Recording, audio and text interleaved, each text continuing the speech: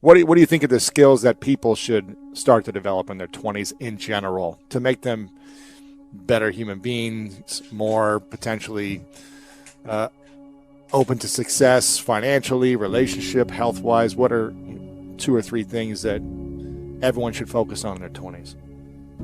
Well, it certainly doesn't hurt to be in good physical condition, so we can walk through it. Stop drinking too much. How do you know if you're drinking too much? You regret what you do when you're drinking. It's interfering with other important goals. It's causing you financial distress. It's getting you in trouble with your friends or your family. It's getting you in trouble with the police. Okay, so stop abusing substances if you can, right? If you see that they're hurting you. And alcohol is particularly pernicious in that regard. So, physical health. Are you in decent shape? Are you strong and coordinated? And if you're not, well, you'd be better if you were. Right. You'd feel better, you'd be more effective, you'd live longer, you'd be less sick. And you really see that mount up. Like if someone's been in shape once in their life, they age way better. And it's also a really good way of maintaining your cognitive ability. Like, you hear about those exercises that you can do online to make you smarter and keep your cognitive ability intact. Yep. Those don't work. There's no evidence that they work. People keep saying that they make you smarter, they maintain your cognitive function. Psychologists have studied that for 50 years, hoping that one of those things will work. Trying all sorts of creative tacks, they don't work. Exercise works. Cardiovascular and weightlifting, you start to decline in your fluid intelligence at about the age of 25. And it's a linear trend downhill, and it can accelerate as you get older. It's just like this, quite ugly. If you exercise, you stave that off. So that's really useful. Maintain your relationships and foster them. So when I look at successful people, they're really good at something. They're reliable. Right? You can count on their word. They're generous, and they have a wide connection network, which becomes more and more valuable as you get older. Yeah. So it's one advantage that older people really have over younger people. They have a connection network, and a connection network is huge. Well, you could be connected to 1,000 well-connected people. Okay, that means you are connected to the entire world. Right, it's unbelievably valuable. And that's one of the things that's so absolutely remarkable about the situation that I'm in right now. As far as one of the great benefits is I can contact pretty much anybody and they'll talk to me. It's like, really? That's so cool. I'm interested in infrastructure for reasons I won't get into, but I'm interested in infrastructure development. I think it's a good method of wealth transfer. It's a good solution to the problem of inequality and employment. I reached out to a leading expert on infrastructure last week to see if he'd talk to me. I thought, I don't know anything about infrastructure except that it's worn to a frazzle and we should do something about it. He agreed to talk. And having a connection network is of inestimable value. It's huge. Reliability, generosity, you can work on both of those. Philosophical sophistication, it's very useful because it orients you properly. You have a sophisticated sense of the world. You find, for example, that doing things for other people is actually more rewarding than virtually anything else you can do. When you hear you should be of service to other people. Well, if you actually watch yourself, you pay attention to yourself and you do something that helps someone else and it genuinely helps them, I defy you to find another experience that is that satisfying. It's actually quite stunning how satisfying that is. And so that's a very useful thing to realize. Why is helping another person the most satisfying thing for probably most people if they're out of their ego of like, I want to buy more things to make me happy in this moment? Why is that such a satisfying thing for human beings. There's no better life strategy. I mean, imagine, I could give you a quick sort of technical example. So imagine I take two people and I say, okay, I'm going to give you $100 and you have to give some of it to the person right beside you.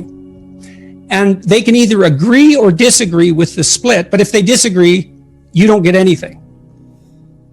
Okay, so a classical economist would say that the person should take the 100, offer the person next to them $1, and the person should accept it because why not? They get $1 instead of nothing. And that's the solution. But what happens is that if you don't offer that other person something close to 50-50, they're likely to tell you to go to hell. Yes, yeah. And then you think, get nothing. You get nothing too. You think, well, why would people do that? Because they just reject $50 and who cares? And the answer is, well, we don't just play one game with other people. We play a repeating game. And so imagine we did this. So imagine it's a crowd and they're all watching you. And I offer you $100 and you have to share it with the person next to you. And you say, would you like to take $70? And the person says, well, I'm not sure that's fair to you, but if it's okay, yes. But then everyone else sees that. And now they all have an opportunity to pick who they're going to play with next. Well, you're not going to get picked last, are you? Remember what you told me? You didn't want to get picked last, right? I did not.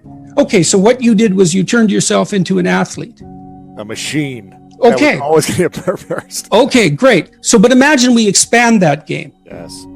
And we say, you want to be the person that everyone wants to play with. Yep. Well, then all you have in your whole life is invitations to play. Well, how are you going to be that person? Be productive, straightforward, generous. Make everyone else better around you, and they're going to want to play with you. Absolutely. So there you go. And then you get to play. Yeah, exactly. Well, how is that not the best possible deal? It's clearly, see, so if the ethical argument is put properly, it is by far the most compelling argument. It's like, if you want to have everything you could possibly want and more, then be a good person. Mm-hmm. The better a person you are, the more likely that is to happen. That doesn't mean that you're completely protected against getting cut off at the knees. But there's no better strategy. That's it. And you can even think about it selfishly. And I talk about this to some degree in Beyond Order. Let's say that you want to be selfish. You think that's the best possible strategy. Mm-hmm. Why should I care about others? Okay, let's say you should only act in your own best interest. Well, then it's like, well, what's your best interest? Well, what does interest mean and what does you mean? What's in your best interest? Your best interest. 3 mysteries. What's best, what's interest? Okay. Well, there's you. But you aren't just you right now. You're you, and you tomorrow, and you next week, and you next month, and you in 5 years, and you in 10 years, and you when you're a pensioner. You're a community of selves stretched across time. And so if you were enlightened and selfish, you would act in a manner that would benefit that entire community across time. And I don't think that's any different than acting on the best possible part for other people. I think they're the same problem. Yeah. So I think as soon as human beings discovered the future, we were no longer singular individuals. We were instantly each a community. And then the community ethic prevails. And the community ethic is, I want to win in a way that makes you win. Mm-hmm. Jocko was telling me when we talked this week, he's this tough character, man. Mm-hmm. You know, and he could have, and I'm not telling tales out of school here, he could have been a criminal, no problem. And he knows that perfectly well. And I'm not saying that as a slur on his character, partly because I believe the Nietzschean dictum that a lot of morality is just cowardice. And whatever he might be, he's not a coward. Right. And so, and just because you obey the laws doesn't mean you're moral. It just might mean you're afraid. In any case, so the question is, well, what socialized this brute? Well, he was taught in the Navy SEALs. Yeah. Take care of your team. That's your fundamental purpose. And he noted, and we had a long discussion about this, the successful guys, man, they've got your back. Wow. Right. That above all. Yeah. And if you aspire to a leadership position among those brutes, let's say, and you aren't someone they know to have your back, they're not following. You're not going to make it. Yeah. You're not going to make it. And so this is why the discussions of power that are so prevalent in modern culture bother me so much. It's like, you think male hierarchies are predicated on power? You really think that? They are when they've gone rotten. But when they're not rotten, that's not what they're predicated on at all. The capacity to exercise power, that's really important. You need that. It has to be part of you for you to be admirable. It's like you could be a badass son of a bitch. Yes, I see that. And that way I'm somewhat intimidated by you. And that's actually a testament to your moral virtue, that you have enough force and power to be intimidating. But then if you can encapsulate that and take that potential for power and harness it to this broader good, well, that's unstoppable.